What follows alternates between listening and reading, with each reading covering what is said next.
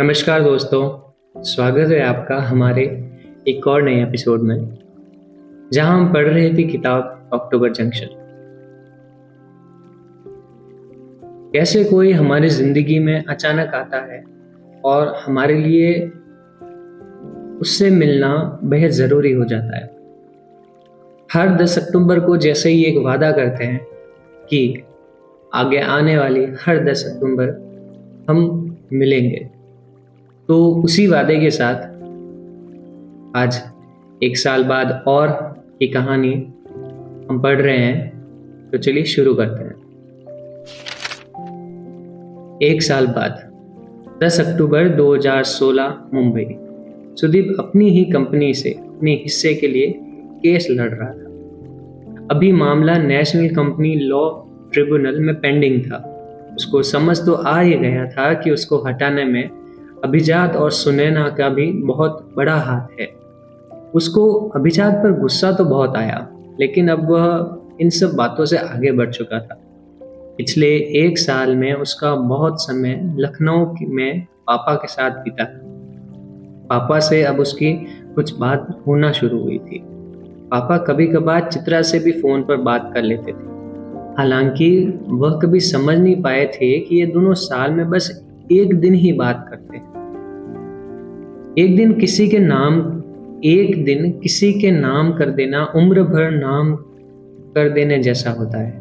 वो एक दिन फैलकर पल, घंटे, दिन, साल, सदियां कुछ भी बन जाता है। सुदीप को चित्रा के साथ बिताया हुआ हर एक 10 अक्टूबर याद था। सुदीप को एक बहुत बड़ी कंपनी ने अपने यहाँ पार्टनरशिप ऑफर की थी, लेकिन सुदीप अब बदल चुका था।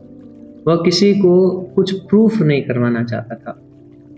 नई कंपनी अच्छा कर रही थी, लेकिन सुदीप को अब मज़ा नहीं आ रहा था। वह बस अपनी पुरानी कंपनी में अपना हक चाहता था। वह यह चाहता था कि बस जितनी मेहनत उसने की थी वो वेस्ट न हुई।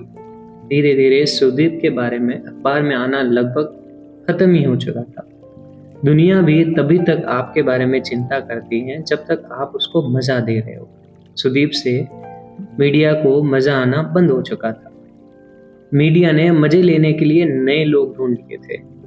मीडिया में आजकल Housing.com के राहुल यादव के चर्चे थे। उसको अक्सर ही इंडियन स्टार्टअप का बैड बॉय कहा जाता था। उधर Flipkart.com के सचिन और बिन्नी बंसल, पेटीएम के विजय शेखर शर्मा के नाम से करीब रोज ही अखबार भरे रहते थे। हिंदुस्तान के कॉलेज का हर लड़का अब इंजीनियर या एमबीए करके नौकरी करने के अलावा भी एक सपना देखता था कि वह अपनी कंपनी डाले और कहीं से करोड़ों रुपए की फंडिंग उठा ले। स्टार्टअप करना अब इस देश में नई नौकरी हो चुकी थी। सुदीप यादव का नाम बड़ा होने के रास्ते में जाने से ठीक पहले एकदम से गुमनामी में चला गया था।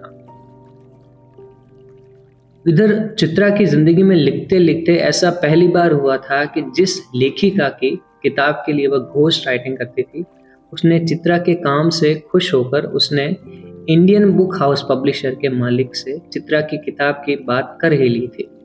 पब्लिशर को उसका काम पहले से ही पसंद भी आया था। बस रुचिका बीच में पढ़कर उसको आगे नहीं निकलने दे रही थी। रुचिका का काम था कि वह पब्लिकेशन के लिए नए लेखक ढूंढे, लेकिन वह अपने लालच के चलते नए लेखक को आगे आने ही नहीं देना चाह रही थी। इंडियन बुक हाउस के मालिक को जब ये पता चला तो उन्होंने रुचिका को नौकरी से निकाल दिया। उसने चित्रा की लिखी कोई पुरानी किताब तो नहीं ली, पर उसको एक नई किताब लिखने के लिए कुछ एडवांस रॉयल्टी दी। चित्रा को इस बात से कोई दिक्कत नहीं थी। अब फाइनली ऐसा लग रहा था कि 2017 में उसकी अपनी किताब आ जाएगी। पिछले साल चित्रा के बिना बताए जाने की वजह से सुदीप थोड़ा सा परेशान हुआ था, लेकिन वह जिंदगी की जिस स्टेज में था वहां कुछ भी उसे एक हद से ज्यादा परेशान नहीं कर पाता था। जिंदगी एक हद तक ही परेशान करती है, उसके बाद वो खुद ही हाथ थाम लेती है। जिंदगी ताश के पत्ते जैसे ही भरोसे का खेल है। जिनको होता है वो परेशान भले दिखे, अंदर से परेशान नहीं होते। इसलिए खेल में पत्ते अच्छे हो या खराब, जीतने वाले आखिर ब्लाइंड में भी जीत ही जाते हैं। जिंदगी पर ब्लाइंड खेलने जितना भरोसा रखना ताश के पत्ते पर बाजी लगाने जितना आसान नहीं होता। लेकिन इसीलिए लोग हारने से बहुत पहले भी हार चुके होते हैं। तय ये हुआ था कि इस बार सुदीप चित्रा से हिमाचल प्रदेश के धर्मशाला में मिलेगा। चित्रा वहां पर Tibetan institute of performing arts में बच्चों के लिए एक वर्कशॉप लेने गई थी। वहां उसको 9 दिन रहकर बच्चों की कहानियां लिखना सीखना था। चित्रा को इस काम के पैसे भी मिल रहे थे। जिस लेखक के लिए वो घोस्ट राइटिंग करती थी, असल में आना उसे था, लेकिन वह उस समय बाहर घूमने जा रही थी। चित्रा को बच्चे पसंद भी थे, इसलिए जब चित्रा से वर्कशॉप के लिए पूछा गया तो वह तुरंत मान गई। 9 अक्टूबर को उस वर्कशॉप का आखिरी दिन था, लेकिन मौसम बहुत खराब होने की वजह से वर्कशॉप एक दिन के लिए एक्सटेंड कर दी गई थी। चित्रा बहुत दिनों से 10 अक्टूबर का इंतजार कर रही थी। सुदीप सुबह आने वाला था। बस दिक्कत ये थी कि चित्रा का दिन भर धर्मशाला में भटकने का प्लान था, लेकिन उसको उस दिन क्लास लेनी पड़ रही थी। सुदीप जब वहां पहुंचा तब यह पता चला कि उसका पूरा दिन बच्चों के साथ स्कूल में गुजारना है। सुदीप का चेहरा पिछले 1 साल में बहुत बदल चुका था। उसको चश्मा लग गया था, बाल हल्के से सफ़ेद थे, बाल थोड़े से बिखरे हुए। वह भी बच्चों के साथ क्लास में पीछे जाकर बैठ गया। क्लास में करीब 20 बच्चे थे। बच्चों की उम्र 8 साल से 14 साल तक थी। चित्रा के क्लास लेने के तरीके से लग रहा था कि वह यही काम करने के लिए पैदा हुई है। चित्रा से सबकी बहुत अच्छी दोस्ती हो चुकी थी। चित्रा ने क्लास को आखिरी असाइनमेंट दिया कि सब लोग 2 घंटे बिना रुके एक कहानी लिखेंगे। ये असाइनमेंट देने के बाद चित्रा सुदीप के पास आई तो उसने भी कॉपी और पेन मांगा। बच्चों को लिखता देख वह भी अपने बचपन में पहुंच गया था। उसको अपनी आसमान के पार की दुनिया की याद आने लगी थी। उसका भी कुछ लिखने का मन कर गया। हम सबके अंदर एक किताब होती है, वो बात जो सोने से चैन से सोने नहीं देती, वो बात जो जागने के बाद ऑफिस के रास्ते में बार बार याद आती है, वो बात जो कॉलेज में बोरिंग लेक्चर के बीच में याद आती है, वो बात जो समुद्र के किनारे टहलते हुए सबसे पहले आकर पैर से टकराती है, वो बात जो किसी पहाड़ी रास्ते पर किसी छुट्टी के दिन बार बार पेड़ से झांकती है। वही बात ही तो आपकी कहानी है। वो कहानी जो आपके सबके दरवाजे पर कभी ना कभी खटखटाती जरूर है, लेकिन उस आवाज पर ध्यान न देने की वजह से एक दिन वो आवाज चुप हो जाती है। कहानी पूरी होते हुए भी कहानी अधूरी छूट जाती है। 2 घंटे होने से 15 मिनट पहले जब घंटी बजी तब सुदीप को ऐसा लग रहा था जैसे कि वह किसी मेडिटेशन से उठा हो। उसको लगा कि वह लिख क्यों नहीं रहा था। उसके पूरे रास्ते की थकावट जैसे एक झटके में खत्म हो गई। चित्रा क्लास खत्म करके एक एक बच्चे से गले मिलकर उनको अपनी लिखी हुई कहानी उसे ईमेल करने के बोल रही थी। सुदीप अब भी अपनी लिखी हुई उस दुनिया में था, उस दुनिया में जैसे जादू से सब कुछ ठीक हो गया हो। जाने से पहले सब बच्चों ने चित्रा के साथ एक फोटो खिंचवाने की जिद की। ये फोटो सुदीप ने अपने मोबाइल से खींची। इतने में एक छोटी सी बच्ची आगे आई और बोली, अंकल आपके साथ भी फोटो खिंचवानी है। सुदीप ने पहले तो मना किया, लेकिन बच्चे के बार बार जिद करने पर वो टाल नहीं पाया। बच्चों ने सुदीप को चित्रा के पास खड़ा कर दिया। यह इकलौती फोटो थी जिसमें चित्रा और सुदीप साथ में थे। दुनिया के किसी कागज पर उनका नाम साथ नहीं था। वे अभी तक गिनकर 20 दिन भी नहीं साथ रह रहे थे। क्लास से निकलकर चित्रा सुदीप के पास आई। सुदीप अब भी अपनी कहानी में और पहाड़ों में खोया हुआ था। स्कूल से निकलकर उन्होंने धीमे धीमे चलना शुरू किया। तो क्या? सुदीप ने कहा। मेरे पास एक गुड न्यूज़ है। दोबारा शादी कर रही हो? नहीं। फिर? 2017 में मेरी पहली किताब आ रही है। मुझे रॉयल्टी के पैसे एडवांस मिले हैं। क्या बात है! I am so happy for you. Sudeep ने चित्रा को गले लगा लिया। गले लगे हुए चित्रा ने कहा, फाइनली। सुदीप ने प्यार से चित्रा के सिर पर हाथ सहलाकर उसके सारे बाल खराब कर दिए। किताब आते ही बेस्ट सेलर हो जाएगी तुम्हारी। अब कहाँ पहचानोगी तुम चित्रा पाठक? पहचानूंगी कैसे नहीं, राइटर का कोई भरोसा नहीं करना चाहिए। तुम भूल जाओगे। कभी फोन भी करूंगा तो बोलोगे, कौन सुदीप? चुप करो, मैं बहुत खुश हूँ। तुम सबसे पहले इंसान हो जिसको मैं बता रही हूँ। एक खुशखबरी मेरे पास भी है वैसे। क्या सुनैना से शादी कर रहे हो? नहीं, सुनैना और अभिजात शादी कर रहे हैं। लेकिन अभिजात तो तुम्हारा दोस्त था ना? चित्रा ने थोड़ा सा चौंकते हुए पूछा।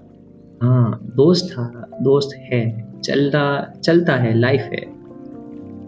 तुम जा रहे हो शादी में? नहीं, मुझे नहीं बुलाया। खैर, तुम खुशखबरी देने वाले थे। हाँ, वो तो मैं भूल ही गया। खुशखबरी ये है कि जो रिटायरमेंट में 35 की उम्र में लेने वाला था, वो मैं अभी 32 में ही ले रहा हूँ। नई कंपनी को बड़ा कर दिया है, लेकिन अब वही सब कुछ बार-बार करने का मन नहीं है। ये कहते हुए सुदीप ने हाथ चित्रा के कंधे पर रख दिया। ये बात करते हुए थोड़ा सा बाहर निकल आए थे। आसपास का व्यू बहुत अच्छा था। सुदीप रुककर पहाड़ों को, आसमान को अपनी आंखों में भर रहा था। यहाँ से थोड़ा आगे मैजिक व्यू कैफे है, बहुत अच्छी चाय मिलती है।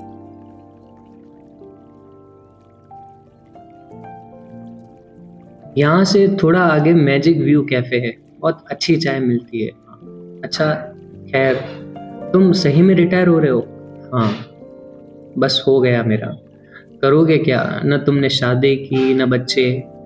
पता नहीं क्या करूँगा। तुम्हारे केस का क्या चल रहा है? केस चल रहा है। अगर तुम जीत गए तो कितने पैसे मिलेंगे? कंपनी की उस समय की वैल्यू पर है, लेकिन फिर भी गई से गई हालत में 240 करोड़ के ऊपर ही मिलने चाहिए। मैजिक व्यू कैफे आ चुका था। ओल्डेस्ट चाय shop since 1984। Magic view cafe के नीचे लिखा था।